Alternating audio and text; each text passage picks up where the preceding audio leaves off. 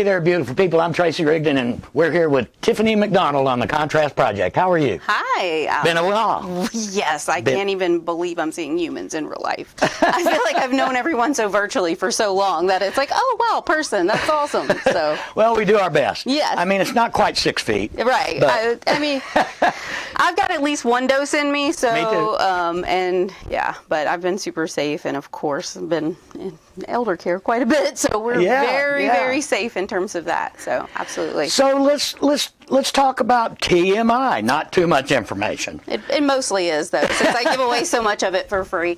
So it is normally way too much. I run my mouth too much. Basically, I make people famous online. So what I have been doing for the last 11 years is first was self-taught. I blew up a lot of stuff in the Navy. I didn't really think I was going to do that forever. Apparently, I gravitated toward electronic, and then no, that was not what I was meant to do. Clearly, I like to be in person and not, soldering things. So, I ended up getting undergrad in economics, master's in internet marketing, thanks to some people here locally, actually, that I met at the chamber. I didn't know that was a thing. I just knew I didn't want an MBA. I decided if I never had another accounting class, then I was going to be okay. Like one was enough. Definitely not how my brain works. Like statistics. Well, statistics is my thing. Like the data, that's where my creative brain and my analytical brain do really well in social media and online and things like that. I think it's worked out very well for me. And I call it in and out of my own consultancy. So TMI is my agency, I partner with people. But at the end of the day, it's a point where you're getting mostly my brain. You're getting my creative strategy, my oversight. The 11 years I've spent, perfecting these processes in terms of putting good content out and being a resource. So, but I love it. Like I said, it's allowed me to participate in my son's life. It's allowed me to meet a lot of local Jacksonville people from every spectrum, Lenny Curry on the soccer field to, getting Mayor Brown elected to, all the fun things that we've been able to do throughout this time. So social media has evolved quite a bit in the last decade. I mean, it's really changed so much, and keeping up with it is a nearly daily thing. It is, and I've honestly become, I feel like the elder now. I don't know what Clubhouse is. I'm not going to it. I don't want an invite. I've hit my threshold almost. I feel like, wow, I'm really good on Facebook and Instagram, but at the end of the day, where is your target audience? So it doesn't matter if I can, play a tambourine on TikTok, which I still have aspirations to do, if everyone remembers that I've story. never loved it to the TikTok thing. It's on my phone, but I never use it. I can't. People send me the videos. I'm like, I know that this is about to be a very dark hole that I'm going to go into, and if I start putting, pasta in my dishwasher, then we probably need to reel it back in a bit. I'm also anti-Pinterest. It doesn't mean I won't do the campaign for you. It doesn't mean I will not reach all of those people who actually do creative things, but I'm the anti-craft. So luckily, Tyler's sister came from Douglas Anderson, graphic artist, so his cupcakes were outstanding. It wasn't because of me. Oh, sorry. I probably just touched that, didn't I? Anyway. Don't hit the mic. I know, sorry. It's new. I'm used to just speaking out upon. I mentioned the veteran thing. Hugely passionate about Veterans Affairs here in Jacksonville. I was going to ask you about that. Absolutely. I think that we are blessed as veterans right now. I was in 2000. I did go through September 11th. I did, technically was involved in the war on terrorism. More or less, I was on the drug war, though. So I was actually chasing, doing counter drug ops in South America a lot, blowing up cocaine. I did the same thing in the Army. Oh, really? Central America. Sure really? Did. Interesting. Yep. Well, I always pick on Marines now because I'm like, you're the one on the ground where I was shooting. And I was like, our gunnery systems are very old. I'm happy you're alive. So it was actually, I've been going to the VFW and the American Legion Hall lately. It's like the greatest feeling ever. They're pretty cool.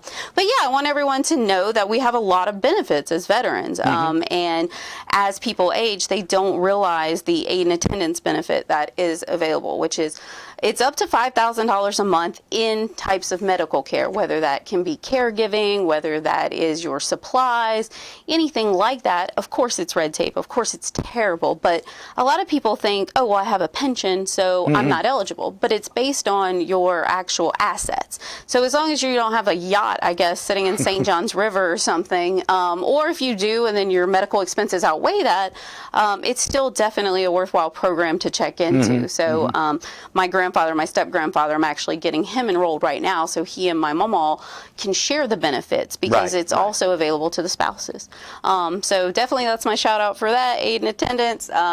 Everyone knows how to reach me, hopefully. If you can't Google me and find me, then I'm doing my job wrong, or you shouldn't hire me for SEO. Well, on the video, we'll put all your links and hashtags in the description. Yeah, do whatever. We do all that. That's how I decide who gets to be my mentee. I have a new mentee. Her name's Bobby. She's phenomenal. But the first thing is, text me. And it's like, no, I didn't say Facebook message. No, not LinkedIn. Like, go actually Google something, put together, and if you can do that, we're going to be okay. Yeah. But, learning to get people to think is learning to get people to think. Anyway, finding people who do think. Yeah, exactly. I just mixed that up completely. So, but absolutely. And I'm a resource here. I feel like I've always been a resource in the community. It doesn't matter if you have a social media question. It doesn't matter anything. I'm good at some other things like wine and cats, but I'll give my opinion on anything. So, well, that's good. You're well-rounded. Yes, well-rounded. And I get fired from a lot of places, so I'm also very well versed in a lot of industries. Those are learning experiences. That's all those are. They brought me here, so I'm extremely grateful. So like I said, I think life has put us where we're supposed to be for this reason. Sure. And and it's so wild though how much time has passed. Just thinking back, in the last 10 years in Jacksonville, even. it's been a whirlwind. Oh, so, I know. The art that has evolved has been phenomenal. Being able to see Jacksonville really open up in that way, and even now, everyone complains, but if you were here 10 years ago, then I know what we were lacking and how much gray area there was everywhere. One of the good evolutions in the art community local, and I joke with some of the artists that come on here, Jacksonville's really not an art mecca, right. But you can't deny the talent though, right? That's true. There's some fantastic artists here in town. We've had a few of them in here. Leilani does this stuff. Oh, it's amazing. But even though we know that the galleries have shut down during the pandemic, for the most part, all the small galleries have. Right. Commer's opened back up, but it's not the same, and still not the same crowds. Of course not, right.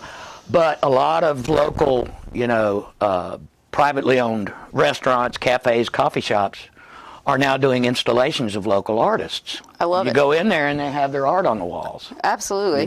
One of the biggest things I find, though, it's hard to see the pricing or how to get in touch with anyone. I'm like 5'3", so I'm always trying to figure it out. Or I feel like people forget about being short sometimes. Well, in some of the places like the Carpulus Manuscript Museum, Kelly Suzanne has got all of her art, well, most of her art hanging up in there right now. Right. There's no prices on anything, just a title of the piece and her name and everything. So if you want to buy some of it, you just contact the people at the museum. Perfect. Okay, and that information is good to know because I'm a person that would wander around and be like, guess I'm not buying that today. Because no price tag. Yeah, exactly. And they'll take commissions too. Right. Most of the ones that we've had on the show here, they will take commissions. I love it. Yeah.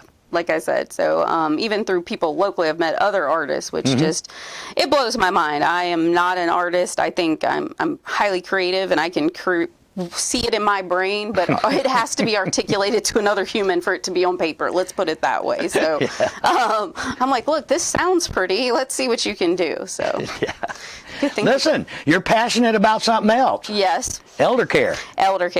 So my senior community and the things that I have learned through the last, couple of years, through even my friends going through the experience. And I didn't expect to be in this position. I think that my sister and I made a decision a long time ago. She got my mom and I got my dad. And so it works out. Somebody gets the cat, somebody gets the dog. Right. You split it up. You just know what's going to happen. Well, you have to. And then really. now, as a granddaughter, realizing that, sometimes my aunts, my mom, aren't capable of being the caregivers. So this has hit me totally off guard and across state lines. And so I've really been passionate about figuring out, what works best for your family. Is it an assisted living community? Is it independent living? And I think it's often overlooked, the fact that people don't get as much attention as we think they do in these communities, especially memory care, especially if you look at the pandemic and how overworked everyone was, even all of the poor first line responders being right there doing the caregiving. They never got breaks and they didn't get to quit, and they're the ones taking care. Right. And the thing is sometimes it's just better to have someone age in home. Like, I was not thinking of that ever. I thought it was not possible, but being able to reach out and find a caregiver, whether that's, through an agency, whether it's through a friend, because there's so much value in even just paying someone else other than yourself doing it all the time, because people get so burnt out. And, and we're hard on ourselves about it too. It's, Right. I should do this. I should, Right, and there are groups of people that do respite care. Exactly. Care for the caregiver. Right, exactly. And it's hard to think of it almost, though. You don't know until you ask. And I think there's huge value in just being willing to go through and ask somebody to fill in for you once or twice. Sure. I personally don't have any grandparents or anything here. I've now had to, close my bubble significantly recently. But I love going out with my friends' parents and stuff like that, take them out to lunch, stuff like that. I think that our elderly are a little forgotten, and it takes a lot less than we think just to go and have a conversation or engage or, see what's going on, because there's a lot going on in their lives too. One of the things about, the seniors, my parents are pushing 90, both of them. Oh, wow, okay. And great big 2-story house that my dad built, and the stairs are really steep. Right. And so my dad long ago decided to move downstairs. The stairs were just too much for him. Right.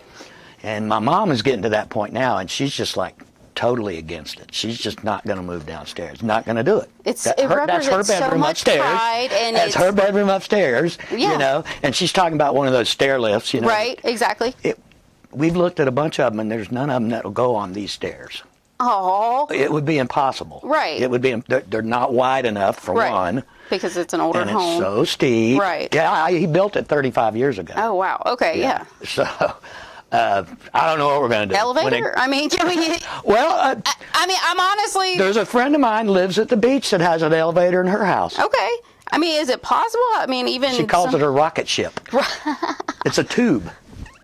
She gets in that thing and rides up. If that is what keeps you happy throughout your older years, is being in that, and it's odd watching the stubbornness and the pride and everything to me a little bit, because sometimes I'm more like, please just drive me around. Like, I'm totally fine. Like, I'll take a break. That's another thing too, driving. They don't want to give up that driver's license. No.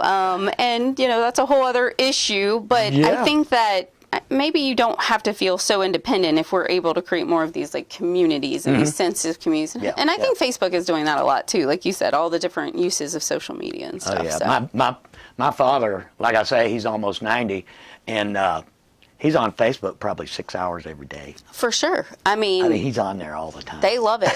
It is, if you are targeting 55 and up, you definitely want to be on Facebook. Yeah. And he keeps up with the grandkids, his old Navy buddies. Exactly. And it is. It's a connector, and I think it does combat loneliness, but... And he's big on those smart-ass memes. I wonder where you get it from. It's not even possible, so... Listen, it was so good to have you here Thank today. you. I'm so glad you took time out of your busy schedule. I appreciate you having me, because I can ramble on about anything. So hopefully we'll have a big party and I can have more time to talk. Absolutely. Well, good. We'll have you back again soon. Perfect. Thank you, Okay? Tracy.